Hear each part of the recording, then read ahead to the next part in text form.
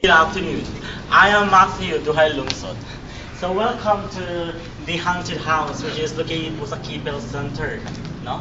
So nakikita nyo na it's a malaki po yung stage. Meron po tayong nuno sa punso dito. Oo, so you can see the one, the windy, she's the windy ha. Siya yung nakatira po dyan. Napakadagal ng bata, no? So, marami yung nagsasabi daw na kung kayo daw papasok dito, so makasaniba daw kayo ng mga masamang espiritu. So, kano ba yung katotoo? So, I never experienced that, but I want to experience it because I'm curious. Okay, no? So, if I will ask the spirits no to go to my body, so it can be bad. So, what? Ano? Say, start? Lance! Mr. Lance! Anong nangyayari? Anong nangyayari? Anong nangyayari? Saan, ma'am?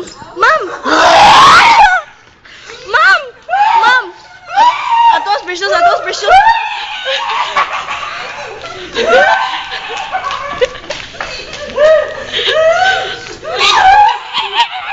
Medyo.